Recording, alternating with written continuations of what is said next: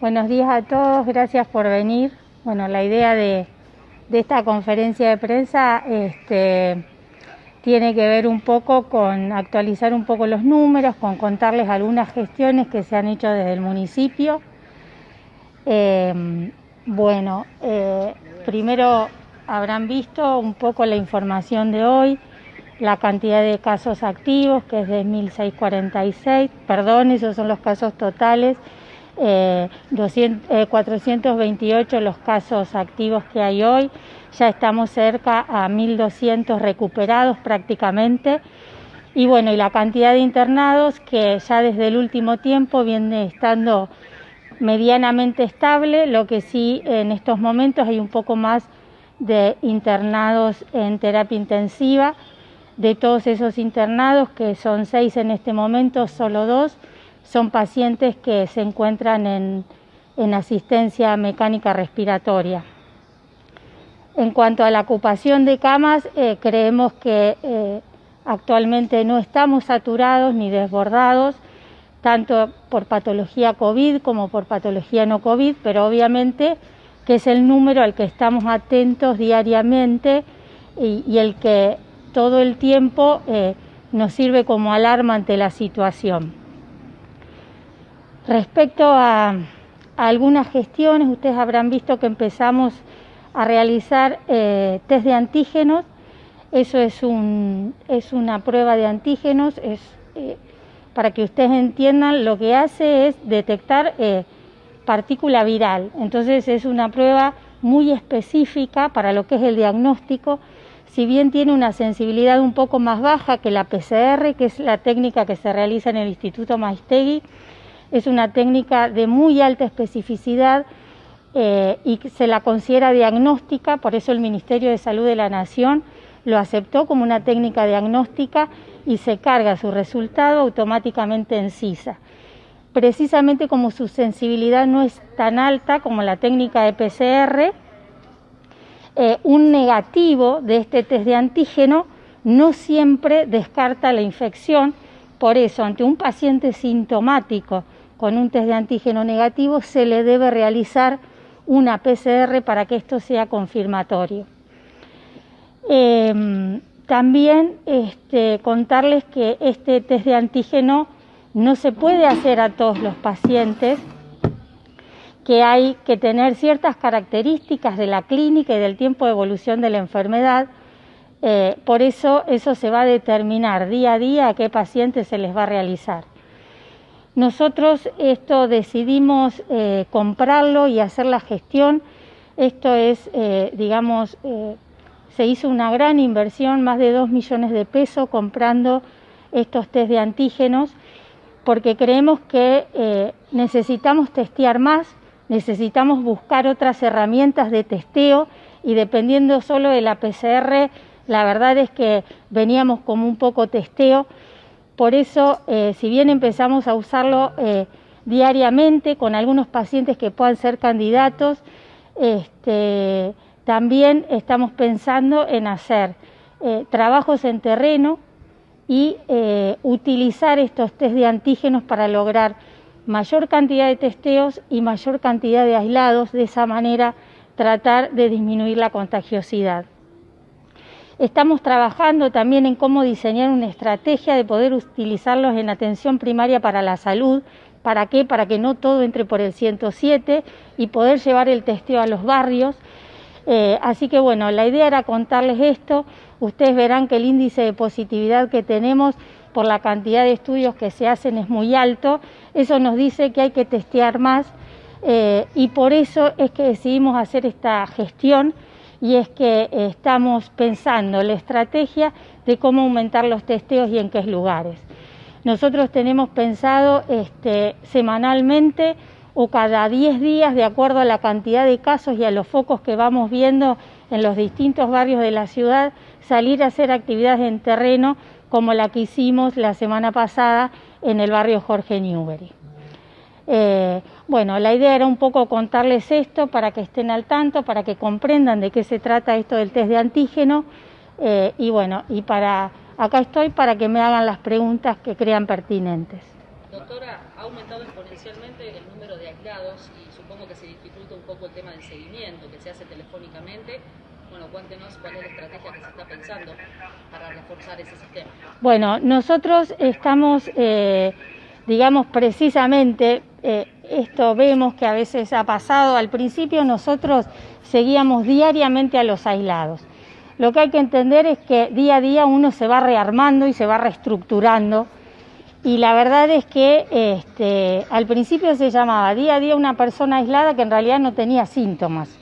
Entonces, era un desgaste y es verdad, es un acompañamiento que sienten, pero a veces el recurso humano lo necesitamos para seguir a los sospechosos o a los pacientes con síntomas. Entonces, fuimos sumando más gente. Ustedes habrán visto que vamos a armar, está ya prácticamente terminado, en el edificio azul, un centro de monitoreo telefónico, tanto para sospechosos como para pacientes y también para aislados, pero también estamos pensando en algún tipo de estrategia en donde le podamos brindar una contención al aislado, sin a lo mejor usar un recurso humano. Se está pensando en una estrategia de un chatbot, que esto sería una interacción entre un sistema de inteligencia y el paciente, obviamente viendo cuáles son las alarmas que necesitamos captar desde lo humano. ¿Para qué? Para que esa alarma pueda ser contactada por una persona. Así que estamos trabajando en varias acciones a la vez. También el sistema prehospitalario se va aumentando, la cantidad de profesionales y la cantidad de seguimiento, nos vamos rearmando día a día. Y bueno, y también teniendo mucha interacción con las instituciones privadas y públicas de internación de la ciudad, dentro de lo que es el seguimiento de los pacientes post-internación. También hemos creado una manera de que el profesional que le indica el alta pueda comunicarse directamente con el 107 para poder ingresar a ese paciente que después de una internación puede llegar a requerir seguimiento. Así que bueno, día a día nos vamos rearmando y vamos pensando las mejores estrategias para contener tanto a los pacientes, a los sospechosos como a las personas aisladas. Doctora, ¿tienen alguna manera de poder cuáles son los focos más importantes en la ciudad, los barrios? Sí, nosotros tenemos georreferenciados cada uno de los casos y precisamente cuando elegimos un barrio en donde hacer una estrategia de terreno, una estrategia de testeo en terreno, lo que hacemos es mirar precisamente ese foco de calor que le llamamos nosotros, que la gente de IDE son quienes nos arman, ellos cargan los domicilios y nos van pasando. A veces hay que verlo muy bien a esto, porque a veces hay focos que aparecen en un barrio porque a lo mejor una familia con 7 integrantes son todos positivos y eso marca un foco. Por eso a veces hay que hacer un análisis un poquito más allá de lo que marca el mapa, porque a lo mejor esa familia de siete personas que marca un foco muy positivo son personas que tienen cuadros leves, que ya están aisladas, que ya están contenidas y no es que haya un gran foco en el barrio. Pero sí, nosotros nos guiamos por estos mapas de calor que le llamamos, tenemos todo georreferenciado y ahí es donde elegimos los barrios. Doctora, en San Nicolás, una ciudad cercana que está muy similar por ahí en cuanto a cantidad de casos, se tomó la decisión conjunta entre el intendente y la provincia de retroceder una fase para así cortar un poco la circulación. ¿Esto es una estrategia que se está pensando en Pergamino?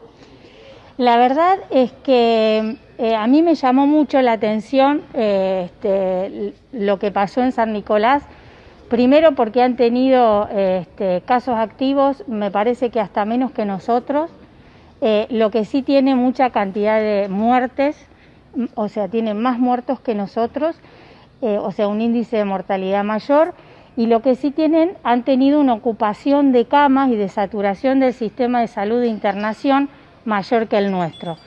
Yo supongo que es eso lo que determinó que ellos tuvieran esa conducta. Yo creo que lo que los alertó fue la saturación del sistema de salud para tomar esta determinación. En estos momentos a nosotros no nos parece que estemos saturados. En el hospital hay 7 pacientes internados COVID y 13 en instituciones privadas de la ciudad. También decirle que las instituciones de la ciudad, así como nosotros nos rearmamos, las mismas instituciones de internación también se van rearmando y van evaluando si necesitan aumentar la cantidad de camas o no para poder alojar a pacientes. Nosotros hoy no vemos saturado el sistema de atención de internación. No sé cuál ha sido el análisis de San Nicolás y la provincia para tomar esta determinación. Considero que debe haber sido la saturación de camas, cosa que no nos está pasando a nosotros. ¿Cuál es el porcentaje de ocupación actualmente? Mira, por ahí hoy lunes, martes, después de un feriado, yo te diría, quizás nos falta actualizar, sobre todo lo que tiene que ver con no COVID, pero debemos estar en un porcentaje aproximadamente del 60%, no creo que lo supere. También lo que hay que saber es que en las instituciones privadas, incluso públicas de la ciudad, se ha restringido mucho lo que tiene que ver con cirugías programadas. Muchas veces eso es lo que crea un nivel de ocupación de camas mayor, y al estar suspendidas las cirugías no hay tanta ocupación de camas en la ciudad. ¿Estos nuevos testeos, doctora, van cargados directamente al CIS una vez que tienen los resultados? Y por otra parte, si han tenido respuesta de IOMA y PAMI ante el pedido que le hicieron ustedes la semana pasada. A ver, en cuanto a los testeos, sí, están habilitados por el Ministerio de Salud de la Nación y la carga de un positivo es automáticamente a CISA. Nosotros personalmente desde el municipio hacemos la carga del resultado de estos testeos. Y la verdad es que la reunión que tuvimos con PAMI y con IOMA nos quedó un buen gusto, digamos, en el sentido de que ellos se pusieron a disposición.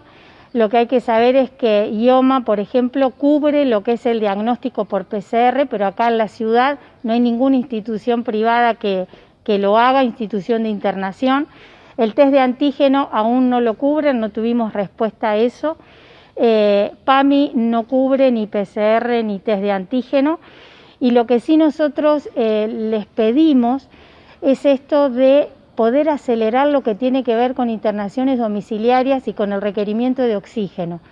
Los pacientes que sufren COVID y que tienen enfermedades por ahí de bases quedan con mucha secuela respiratoria, con mucha secuela de falta de aire y con necesidad de oxígeno.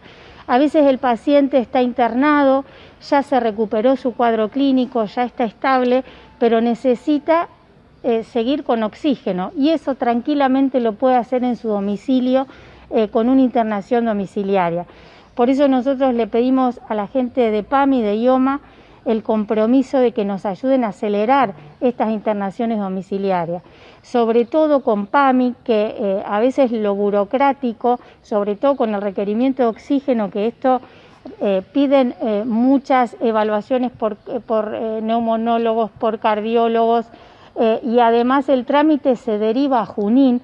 Nosotros necesitamos que todos que nos ayornemos a esta pandemia y que entendamos que un paciente en COVID que solo esté ocupando una cama por el requerimiento de oxígeno, cuando ese servicio se le puede brindar en el domicilio, necesitamos que esos trámites se apuren. Y de eso se trató un poco la reunión que tuvimos el otro día, con el compromiso de ambos de ocuparse personalmente de acelerar estos trámites. María Marta, ¿cómo son los tiempos actualmente desde que una persona llama, cuánto tarda hasta que se lo testea y después cuándo llega el resultado, y si estos nuevos test que se van a hacer van a apurar por ahí un poco esos tiempos?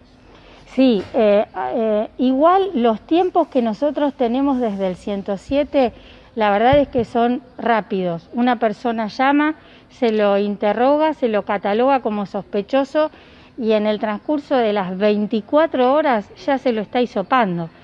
Lo que puede pasar es que porque tenga síntomas muy leves o recién empiece con la sintomatología, uno le pueda posponer un poco más el testeo. ¿Por qué? Porque no sirve hisopar a una persona el mismo día que a lo mejor tiene anosmia. Entonces, eso hace a veces que uno, a una persona que llama hoy, termine decidiendo hisoparla en 48 a 72 horas. Pero al paciente netamente sintomático, a las 24 horas se lo está hisopando. El tema de la demora ahí ya tiene que ver con la cantidad de muestras que recibe el Instituto Maiztegui y que obviamente por la saturación de la región sanitaria se está demorando. Precisamente por esta demora y por esto de que el Instituto Maiztegui los días domingos no analiza muestras y eso nos creaba un cuello de botellas, es que decidimos tratar de acelerar estos tiempos. ¿Para qué? Para poder actuar más rápidamente conteniendo los focos, y es que compramos estos test de antígenos. ¿Estos test son también con un hisopado nasal?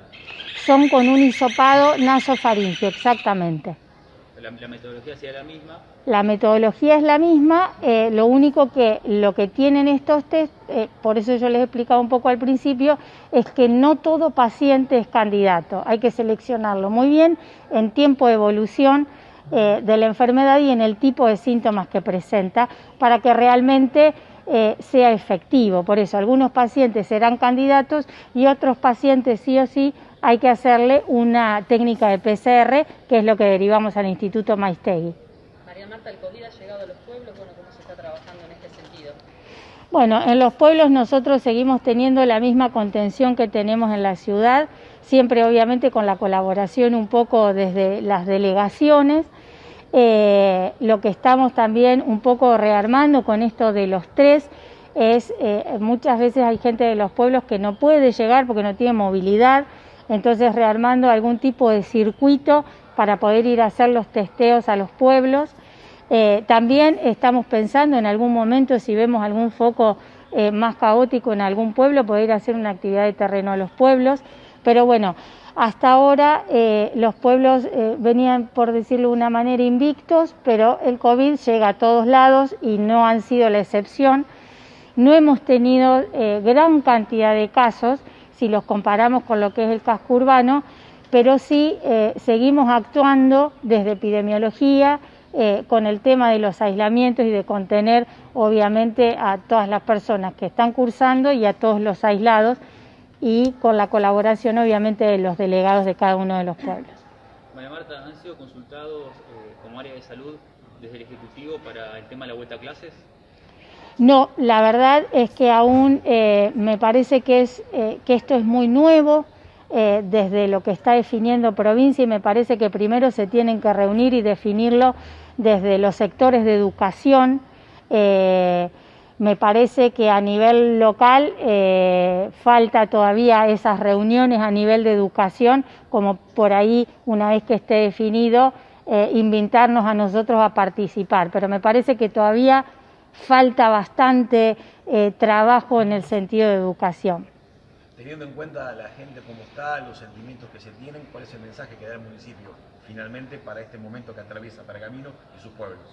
Bueno, por sobre todas las cosas, el mensaje es que estamos tratando día a día de seguir brindando atención, de ver cuáles son las cosas que a lo mejor están pasando, esto de ver que necesitamos testear más y por eso se define hacer una gestión en cuanto a la compra de los test de antígenos y esto de rearmarnos constantemente, porque así como vemos que en algunos sentidos se trabaja muy bien, yo les puedo asegurar que no hay muchas ciudades que tengan el sistema de contención que tenemos nosotros para los casos ambulatorios, ni siquiera la articulación que hay acá en la ciudad con las instituciones tanto privadas como públicas. También a lo mejor vemos nuestras fallas o nos sentimos frustrados cuando a un principio llamábamos a todos los aislados y hoy a lo mejor sentimos que no estamos tan presentes, pero cuando nos damos cuenta de esas cosas tratamos de rearmarnos y buscar una estrategia para seguir conteniendo a todos, a los aislados, a los sospechosos y a los casos positivos, y también que las instituciones de salud se sientan contenidas y sientan que tanto en el Ejecutivo como la Secretaría de Salud están las puertas abiertas para lo que sea necesario que les parezca que podemos estar colaborando, como lo hicimos con la reunión precisamente con IOMA y con PAMI, más desde lo formal, pidiéndoles una colaboración en este sentido.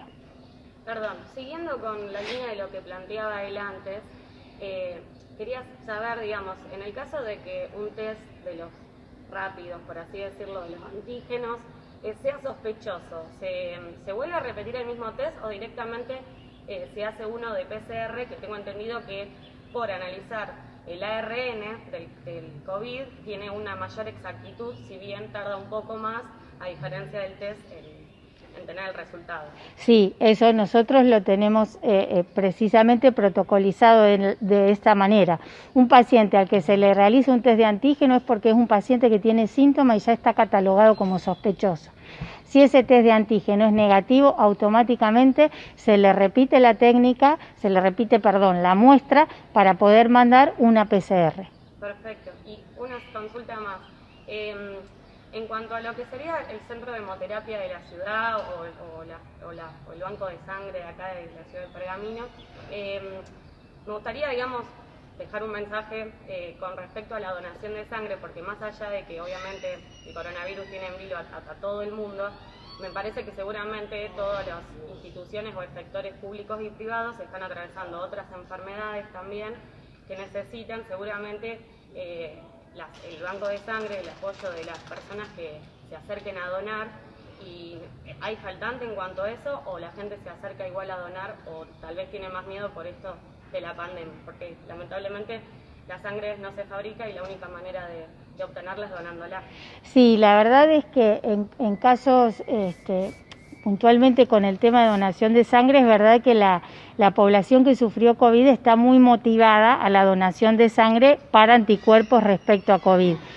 Es verdad que tanto en la donación de sangre como en otro tipo de patologías, la gente está con un poco de temor y no es el mismo movimiento a las instituciones de salud como lo era antes de la pandemia. Entonces, la donación de sangre no es una excepción. Nosotros puntualmente hemos estado trabajando y estamos brindando todo lo que tiene que ver con el listado de pacientes recuperados. Sobre todo se está trabajando con Región Sanitaria Cuarta el tema de la donación de sangre para lo que es COVID. Pero bueno, es una realidad que a veces hay que seguir estimulando el tema de la donación de sangre independientemente de lo que tiene que ver con la patología actual prevalente, que es el COVID-19.